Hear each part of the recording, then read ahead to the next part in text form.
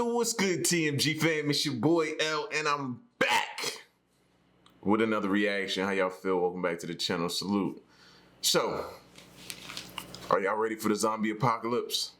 Now, some people, y'all may laugh, but some people take this very, very, very seriously when it comes to this whole zombie apocalypse. They've stockpiled food, guns, ammunition, all kind of different places. They are prepared, like literally, bro. You could easily stumble upon a conversation between two people talking about the zombie apocalypse, and you go in it joking and laughing, and they look at you and stare at you like, no, they serious, bro. Some people are really, really serious about this thing. So I thought, why not check out a video who speaks about the science behind the zombie apocalypse, and is it scarier than you think? It's a good question. It's a good question. Maybe at the end of this video, you're convinced and you may start preparing for it. Maybe at the end of the video, you're like, still on my same stance. Y'all believe this if y'all want to. I don't know. I'm just here to place the thought in your mind and see where it goes. So if you're new to the channel, hit the subscribe button. Join the fam. Moment of silence for the haters. That's enough. Now run the likes up. Make sure y'all hit that like button. Here we go. When you say the word zombie, people often conjure up images of hordes of the undead walking the earth and feasting on the living. This image has been greatly influenced by popular culture's take on the phenomena, which has even built on to include diseases and science creating their own zombie hordes. But just how did this perception of zombies come about, and is there any truth in it? Arguments continue over the origins of the zombie phenomena, and even the word zombie itself. According to the Oxford English Dictionary, the word zombie was first recorded into English in 1819 by European explorers in West Africa. In these areas, the word was used as an equivalent to corpse or spirit in English. Many people from this region were forcefully relocated as slaves to the Caribbean, taking their religious beliefs with them, which greatly began to merge with local beliefs. But as well as relocating the Africans, the European slavers also forced them to adopt Christianity. And this led to a degree of religious confusion amongst the unfortunate slave and local populations, something that continues to this day. In Haiti, the word zombie already existed when the Africans arrived, and was the name given to a snake god, but this seemed to fall out of use, for it was during this time that the word zombie became associated with the apparent rising of the dead by Haitian witch doctors. Since the Africans saw an apparent corpse come to life, these witch doctors achieved this feat by putting people into a dead-like state using either drugs or deep hypnosis, whereby externally there was no indication of life in the body before then reviving them. Without modern medical assessment techniques, it did appear that these witch doctors had revived the dead, and the process was often so traumatic on the victim that they awoke in a trance-like state. Thus we have both aspects of the modern perception of zombies, death and then rebirth into a subhuman level of consciousness and behavior.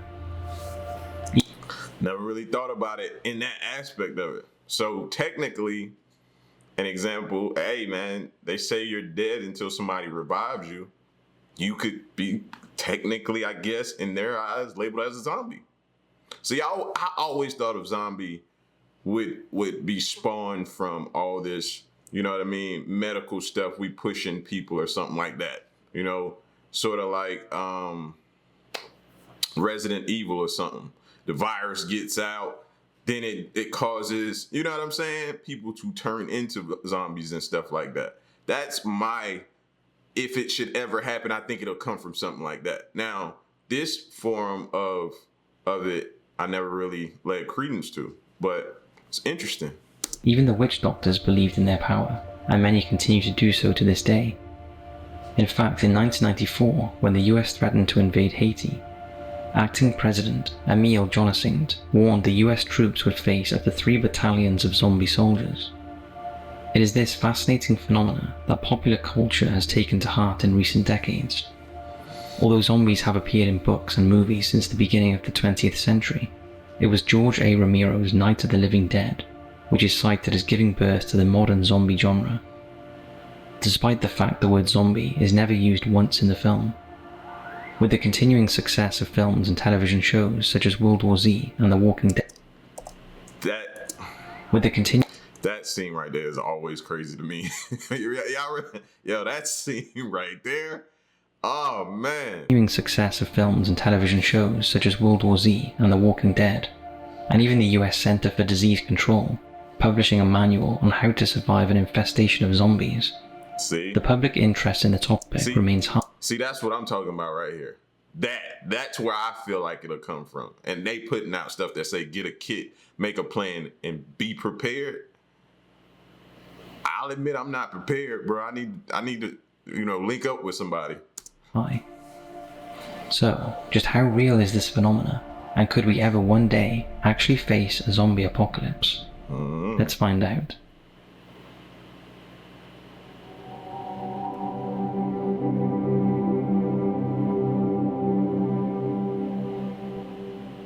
If we study the natural world for an answer, then we can see there are numerous examples of zombie-producing diseases, flora, fungi, and even insects, and some of these can have startling effects on living creatures.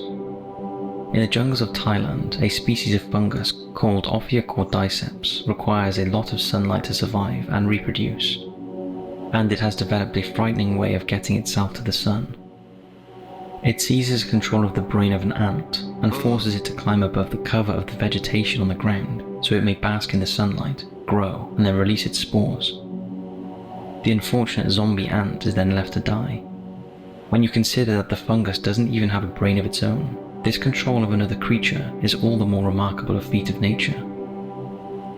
There are, however, creatures with their own brains who deliberately seek out and take full control of other creatures to make them do their bidding as zombies. In Japan, there exists a wasp called Reclinovalus nielseni, the female of which will attack a spider and deposit her eggs into the unfortunate arachnid's abdomen. But that's not the end of it. Nobody is exactly sure why or how, but the spider's sole purpose then becomes to protect the eggs it has been infested with.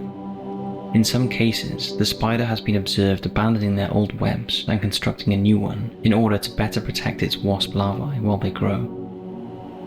Eventually the wasp larvae start to consume the spider before evicting its carcass from the web and making it their own, while they enter cocoons. Scientists theorize that the larvae control the spider's behavior by injecting mind-altering hormones into them. Effectively, they are being drugged. But zombie-inducing parasites are not just limited to the insect world. In the southwest United States, the California killfish is unfortunately in the grip of its own zombie apocalypse. Nearly the whole population is infected with parasitic worms known as trematodes, which live in their brains, and when enough of these accumulate, they begin to deliberately affect the fish's behavior. The worms themselves require ingestion by birds to thrive, and so they seize control of the fish and make it behave in such a way that it attracts a predatory bird, which then dives down and catches the fish. As the fish is consumed, so too are the worms. The infection rate amongst the fish is so high that when in 2020, researchers at the Scripps Institution of Oceanography at the University of California, San Diego, wanted to investigate the impact they were having on the fish's behavior, they had to artificially inseminate eggs in a lab to produce uninfected fish. Their results found that the fish that were exposed to the worms, after they matured, reacted less aggressively than those exposed to them almost from birth in the wild. This implied that the species had learned to take actions against them, such as to try and rub them off their bodies before the parasite took hold, whereas the lab fish, who had no older fish to teach them this, let the parasites take hold more easily. I'm going vegan. After seeing that, who else loves fish? I love fish, bro. You know what I mean? And I'm not saying that particular type of fish, but I love fish. But who say it's not gonna eventually get to the fish you could possibly eat, man? That makes me want to go vegan. But I love to eat. Oh, all right. Wow. So if the natural world is awash with zombie creatures, then can humans become zombie-like as well as insects and fish? The answer is categorically a yes. In recent years, a theory has emerged concerning Toxoplasma gondii, a parasite found in cat feces, that it can make people like and want to be around cats in order to continue its life cycle, much like how the tremedodes affect the killfish. Although the parasite can pose major problems for people with weakened immune systems, healthy people are generally capable of fighting it off without experiencing more than mild flu-like symptoms. Once the initial symptoms are over, the protozoan was believed to go into a dormant stage in the brain, but now researchers found that this may not be the case. Instead, recent studies have found that this protozoan may actually be capable of influencing the host behavior, including humans, especially if they live in close proximity to a cat. Researchers have even found evidence of toxoplasmosis, the disease caused by infection with Toxoplasma gondii, in ancient Egyptian mummies, a society that actually worshipped cats, and at least 60 million people in the United States alone are estimated to be infected with some degree today through contact with cat droppings in their pets' litter trays. So while the internet may like to point fun at the idea of crazy cat people, the truth may very well be more insidious. In nature, there is one thing that is most commonly attributed to zombie-like behavior, and worryingly humans are not immune. It isn't a parasite, but rather it's a viral disease that exists on every continent on Earth except Antarctica. Rabies. Rabies is usually associated with the infection of dogs, since 95% of human rabies is the result of a bite from an infected canine. But the truth is that it can be transmitted to and from numerous domestic and wild animals, or even people. The disease is passed via the saliva in the infected creature's mouth, and if left untreated before the incubation period is complete, it is fatal in almost every case. As the disease takes hold, the infected person begins to exhibit irrational and often violent behavior, which is why it's associated with zombies. According to the World Health Organization, 70% of rabies cases involve people with what is known as the furious version of the virus. In these instances, people exhibit signs of hyperactivity or excitable behavior, causing them to act irrationally, and it is at this point they are most dangerous to others, since they could become violent and injure people, who then may become infected themselves. At the same time, they will also develop a severe case of hydrophobia, a fear of water, since the virus affects the brain's ability to instruct the throat to swallow. This becomes such a concern for the sufferer of rabies. Did anybody else get thirsty when they saw that water? My bad. That even the thought of swallowing water is terrifying, despite the fact he or she may be extremely dehydrated. In some rare cases, the sufferer also has a growing aversion to drafts, or gusts of air. At this late stage, death usually occurs after just a few days due to cardiorespiratory arrest. But it's not just physical illness that can create zombies in humans. The human brain is a miraculous achievement in itself, being capable of extremely complex emotions and problem solving in order to compensate for a human's lack of physical prowess compared to the predators that exist in nature. Unfortunately, that complexity leaves it vulnerable to disruption, resulting in mental illness. One rare mental illness, dubbed Cotard syndrome, has become known as walking corpse syndrome, since it involves people who believe they either lack key organs or are in fact dead, despite the fact they are walking around as normal. Essentially the popular definition of what a zombie is. The illness was first identified in France in 1880 by neurologist Jules Cotard, who was treating a woman who believed she had no innards and as a result didn't need to consume food. Despite his efforts, the unfortunate woman actually starved herself to death. Perhaps the most startling case associated with this syndrome was that of a British man known only as Graham. Graham suffered from extreme depression and decided to end his own life by taking an electrical appliance in the bath with him. The suicide attempt failed, but a few months later, Graham told doctors he was convinced his brain was either dead or missing, and that consequently he too was dead. As a result, his behavior became increasingly irrational since he felt everything in his life was now pointless. He stopped eating or drinking, requiring medical intervention to keep him alive. He also stopped caring about things that were previously important to him, such as his car, and was often found by friends and relatives in graveyards, because in his words, it was the closest he could come to death. With the condition afflicting less than 0.75% of the population, neurologists were quick to study Graham, and he became the first sufferer to undergo a brain scan. The results were just as startling as Graham's behavior. Doctors found that activity levels in the large areas of his frontal and parietal brain that controls motor function, memory, and sensory information were extremely low, being similar. See, that thing makes me think also about CTE with sports players and all those concussions. You know what I mean? It starts to affect your brain, and then it ultimately takes over your body as far as your thought process, and you don't care about living.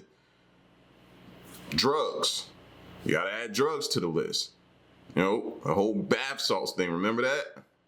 Like the natural or the way we classify zombies on the movie screen might not be the way we need to start thinking about what a zombie could possibly be. And then that'll make us look at things differently. To someone in a vegetative state. Neurologist Stephen Laurie at the University of Liege in Belgium said, "I've been analysing PET scans for 15 years, and I've never seen anyone who was on his feet, who was interacting with people with such an abnormal scan result." Graham's brain function resembles that of someone during anesthesia or sleep. Seeing this pattern in someone who is awake is quite unique to my knowledge. As the condition has become better understood in recent years, treating options are now available to doctors to encourage patients with this rare condition, including a mixture of psychological methods and certain medication, such as antipsychotics and anti-anxiety medication. In some cases, electroconvulsive therapy is employed that sends small electrical currents through the brain, changing its chemistry configuration. This is a last resort, however, as this therapy can cause additional brain damage, resulting in memory loss and confusion. Zombie-like behavior can also be intentionally or unintentionally programmed into the brain. Behavioral psychology suggests that we learn through being conditioned to act a certain way. Behaviorism was theorized by Dr. John Watson, who boasted that if he was given a dozen healthy infants, he could over time condition them to grow up to be anything, regardless of their genetic or personality traits. Doctors, lawyers, or artists. So why not zombies? There are, of course, more immediate ways of affecting someone's behavior in such a way that they become like zombies. Chemicals such as alcohol, antidepressants, and psychotropic drugs being introduced into the body alter or inhibit the way the brain functions, leading to changes in behavior. We are all familiar with stories of groups of people who are intoxicated with alcohol or drugs, going on a rampage because the substances they have used have temporarily altered their brains, lowering their inhibitions, causing hallucinations, and increasing aggression, although often these are just temporary. However, prolonged use of such chemicals can permanently alter the brain's functioning, leading to a reduction in its overall capability, the result of which can sometimes be a near-permanent zombie-like state. Perhaps even more frighteningly, in the last decade, Russia and the Ukraine has seen a startling rise in the use of a recreational drug that is sometimes referred to as the zombie drug. Well, I just say. Known on the streets as crocodile, the drug is an illegally manufactured version of desomorphine, a variant of traditional morphine, considered around 10 times more powerful. It is known as the zombie drug because, as well as its powerful mental suppressive qualities, the toxicity of the substance, as a result of the poor standard it's manufactured, actually starts eating away the flesh where it's injected. In extreme cases, the flesh is rotted away to such an extent that it exposes the bone underneath. Dang! To the lay person, seeing someone stumbling through the streets, appearing barely conscious as they are high on the drug, and with flesh rotting away on their body, it would appear as though they are looking at a full-fledged zombie. About 1 million people in Russia use crocodile, according to a report by the New York State. 1 million people. Bro, lock your doors right now. 1 million people? Sheesh. Of alcoholism and substance abuse services. Since 2013, the crocodile drug has now spread across Europe, with confirmed use in Germany and Norway, while the first case made public in the UK occurred in 2019. In the US, the Drug Enforcement Agency has investigated claims of its use in Arizona and Illinois, but issued a statement saying that no evidence had been found, and despite sensationalist news stories, to the contrary, it seems that as of mid-2021, this remains the case.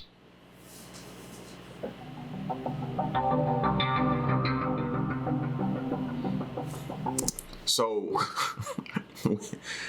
at this point, I don't know about y'all, but my stance and view on everything as far as zombie apocalypse goes, we could very well see that. Like I said, it just takes you removing the theatrics that you see in these shows and stuff like that. Bring it down, but think about what could spawn that. The drugs, you know what I mean? The insects that do certain things, the worms from the fish, the different things that could take over their brain and cause them to not be themselves and, take over their thinking and their actions and stuff like that. It's very much possible when you put it in this context.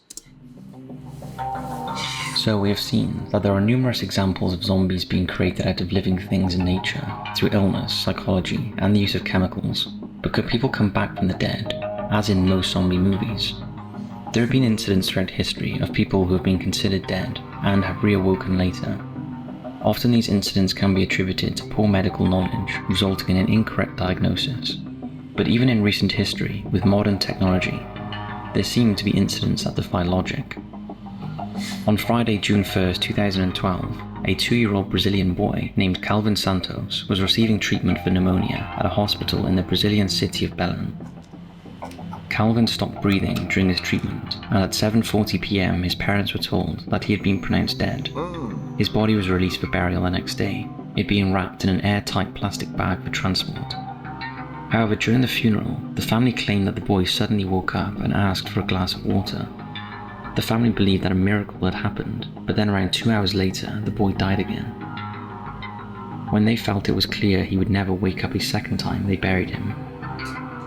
In July 2014, how did you feel it's clear after that just happened? He was put in an airtight bag and then woke up?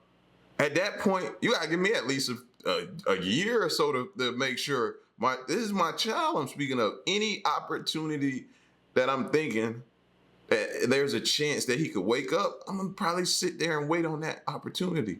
Y'all would probably have to pull me away from there and say it's not gonna happen. But how does that happen? A 3-year-old girl in the Philippines who had died in hospital a few days earlier was in her coffin when a neighbor noticed her head move. The family had then watched as she started breathing again before waking up. She was rushed back to the hospital where stunned doctors declared her fit and healthy before she was allowed to go home. It's difficult to investigate what happened in both these cases since they defy modern... So rigor mortis didn't set in when they declared them dead, and you know what I mean? That didn't happen? Was the body still... I got so many questions. Medicine. Even when we consider the fact these incidents occurred in the third world, the available technology and experience of doctors in both cases suggested that they were dead, with neither child having a pulse or breathing. But this can't They didn't embalm the body? possibly be true, can it? What are the possible explanations for these events? The two most obvious answers are firstly, the doctors were mistaken, and secondly, they are hoaxes. Doctors are not infallible, but it seems hard to believe that in both cases they missed evidence these children were still alive, since establishing a patient is alive is the most fundamental aspect of medicine. If they are hoaxes, then they are well-perpetrated ones, having convinced journalists and medical professionals alike. But is there evidence to suggest that a deceased person can actually come back from the dead? In 2016, doctors from Philadelphia-based BioCork Inc. hoped to trial a potential world-changing technique which aimed to grow neurons in a dead brain and force them to react with one another. The theory goes that eventually the brain would be restarted, and it would then start instructing the body to function again. The doctors at BioCork, along with Revita Life Services, formed the Reanima Project, and believe they can achieve this by injecting stem cells into the spinal cords of people who have been declared clinically brain dead. The subject will then receive an injection protein blend and undergo electrical nerve stimulation and laser therapy, all directed at the brain in order to force it to react and potentially return it to life. It sounds far-fetched, but the group claims to have already had some limited success in their early trials, with patients in Europe who were clinically brain dead, but their bodies still remaining viable. However, full trials that were planned to take place in India in 2016 were cancelled because of bureaucratic reasons with the Indian government, and the project has since sought another country to carry out their experiments. In the face of the intense criticism in the United States, especially, the project claimed in 2016 to have had permission from an undisclosed Latin American country to begin trials, but they also failed to materialize. Media reports in 2020 then stated that 20 so-called living cadaver patients had been selected from an African country to take part in the project. These were people who were effectively brain dead and being kept alive solely on machines. But in 2019, BioQuark rebuffed the reports, but claimed that limited trials were being undertaken at hospitals in India. The project's leaders have said publicly that they firmly believe that these trials are the first stage to effectively reverse death. If that's true, could it be possible that the effect the project's effort will have on the human body could also be achieved naturally in some way, possibly with environmental factors at play? Could this offer an explanation for what happened in the case of Calvin and the girl in the Philippines? Until the Reanima project published their findings, we can't really say one way or another, since it's currently beyond medical science's definitions of life and death, and the tools with which it categorizes such definitions. Another possible explanation for these cases is that they entered a brief period of deep human hibernation that exists between a coma and final death. Humans have in the past shown a remarkable ability to lower body function and activity in order to survive. In 2006, Mitsutika Uchikoshi went missing on Mount Roko in western Japan. As days turned to weeks, many of the search parties began to give up hope of finding him alive, as the area was blanketed in snow, and temperatures had dropped to freezing. Incredibly, however, he was found alive 24 days later, having survived by entering a state of nearly suspended animation. Doctors examining him found his organs had effectively shut down, and his metabolism had slowed almost to a standstill. His body temperature had dropped to just 22 degrees Celsius, when the normal temperature is 37 degrees. But despite all this, he made a full recovery. An even more incredible example of human hibernation. But see, some things are just unexplained. How? You know what I mean? It's just unexplainable. You're not always gonna have a reason. And I get we always searching for a solution, but if you put 10 people out there in those type of conditions he was just in, none of them are gonna die but him. It's just, it's unexplainable, bro. Is the story of Canadian toddler Erika Nordby. In 2001, she wandered outside her home at the night in sub-zero conditions and was later found by her mother almost frozen solid. In her case, doctors pronounced her clinically dead since her heart had stopped beating for 2 hours and her temperature had dropped to 16 degrees Celsius. Yet despite this, Erika's body restarted, and like Mitsutaka, she made a full recovery. If humans are capable of achieving such dead-like states of hibernation, then it's possible that Calvin Santos and the girl in the Philippines experienced a form of this human hibernation. Right. The obvious difference is the claim in which these incidents in Japan and Canada took place. But Santos was himself suffering from pneumonia when he was admitted to hospital, and it's possible this could have triggered the hibernation in some way. Again, unfortunately, we may never know. But in the wake of Erika Nordby's case, the real question that needs to be asked is, should we redefine the parameters of what is dead and alive? Because as we saw with her, she was in medical terms dead. And the capabilities of our body. We don't fully understand the capabilities of our body. Maybe our body has a way to do that, we just don't know yet. You know, so maybe a little more in-depth of the actual body and deep diving of what our capabilities are. And you know what I'm saying? Like, yes, now. I think the answer to this question now is yes. Yes. In the beginning, I might have been like, no, but possibly, you know, being on the fence of no. Now, thinking about it, yeah. Since there are examples of zombie-inducing diseases and chemicals, then we have to ask ourselves whether a zombie apocalypse is actually a possibility. Even though we have now seen cases of the dead coming back to life, it's highly unlikely we would ever see a Walking Dead-like scenario ever happening. However, that is not to say that a zombie apocalypse is beyond a possibility entirely. The most likely cause for a zombie-like outbreak would be from a disease such as the human rabies virus. Currently in the state of Sarawak in Malaysia, there is an ongoing rabies outbreak that has claimed 33 lives between the initial outbreak in 2017 and mid-2021. The first victims were a 6-year-old girl and her 4-year-old brother, and within days, 2 more children were killed by it. A lack of information to the public regarding the seriousness of the situation was thought to be a major contributing factor in how quickly the disease spread, and the panic that followed. By 2021, the infection rate appeared to be slowing down due to an action on the part of local authorities and an increase in vaccination efforts. What concerns many medical experts, however, is that there seem to be cases where the vaccine for rabies does not work. In 2015, a 6-year-old boy in Tunisia was given the rabies vaccine the same day he was bitten by an infected dog, and this should have been enough to prevent the disease from completing its incubation period. Unfortunately, 2.5 weeks later, the boy began exhibiting strange behavior, and when he was taken back to the doctors, they found he was still infected by rabies and died a short while later. A similar incident took place in Thailand in 2009, and again a year later in India. This failure rate is thankfully rare, with figures released in Canada in 1997, putting it at just 47 out of 15 million treatments worldwide. There are 2 possible cases for the vaccine failing. Either it's rendered useless by poor storage practices, or that the bite itself from an infected animal was not properly tended to. However, if the rabies virus were to mutate to such an extent that a vaccine might be rendered totally ineffective, then the result could be apocalyptic. One of the major aspects of a zombie apocalypse is the altered behavior of those infected, and the consequences that would have for a society at large. While we have already looked at mind-altering chemicals affecting individuals, could there be a way of affecting huge numbers of people and bring about a chemically produced zombie apocalypse?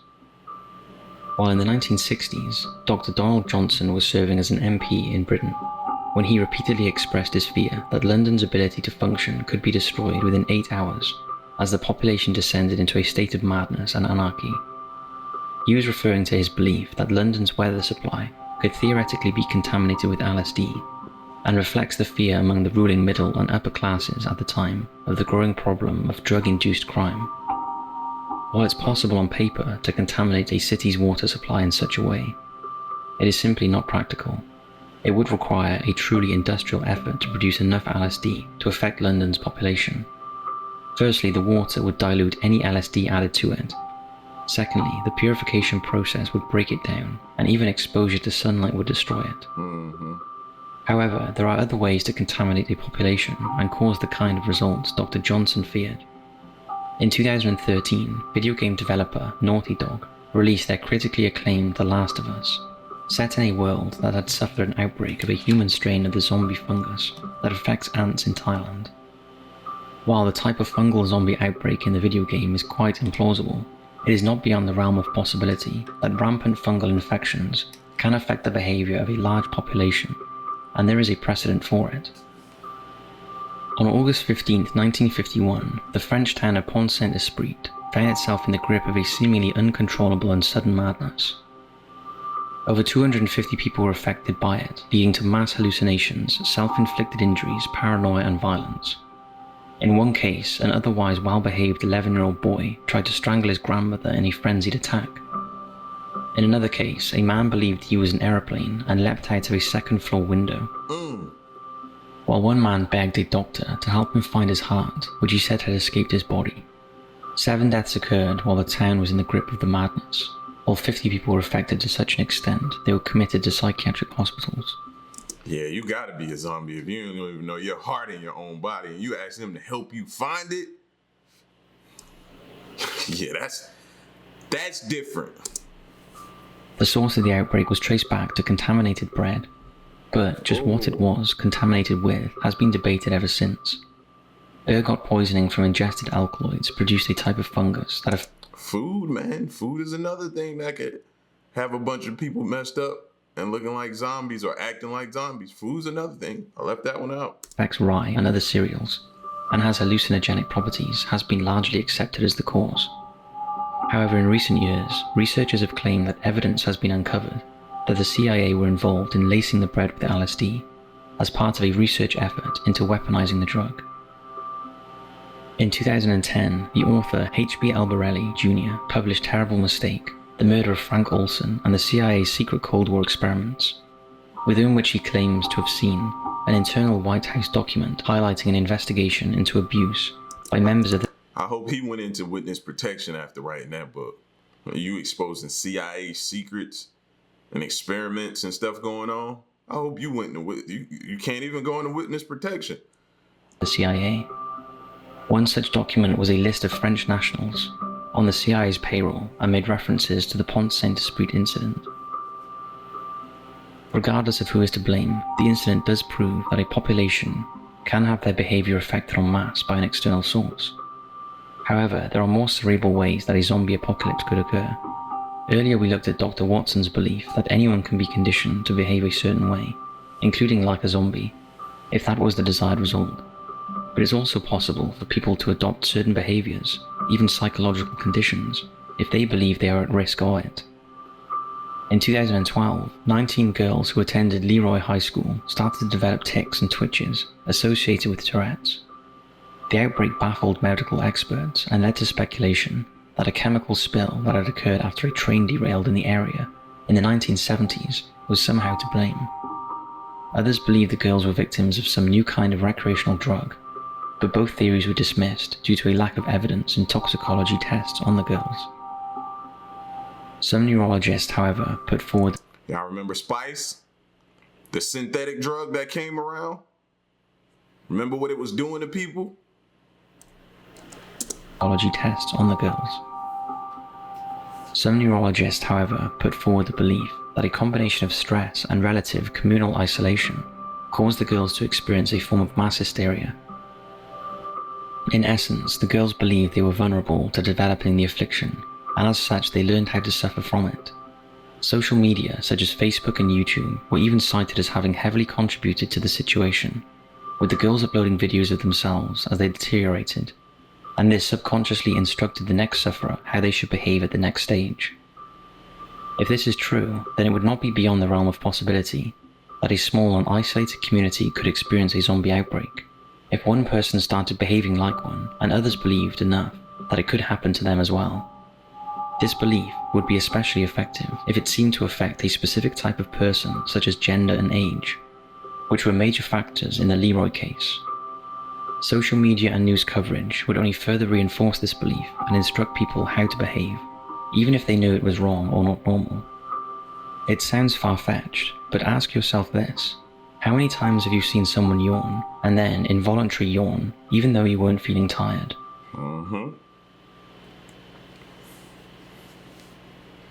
Yeah, you still feel the same way? After watching that video, you still feel the same way about the zombie apocalypse? You know what I mean? Remove from your mind, like I said, the theatrics that you see in these shows. Remove that. Think about what could possibly happen with the drugs, the foods, the insects, you know what I mean? Chemical spills, different things like that. The rabies outbreaks. Now, it all happened at one time and people walking the street dragging their foot, and I don't think that's, but something small where a good bit of people are reacting to something that's going on, it's very much so possible, bro. I don't know. This one was to make you think. And if you like videos like this, man, leave a like, let me know so I can keep on checking them out. Y'all get at me in the comment section, man, and stick around and stay tuned to the next reaction. I'm out. Peace.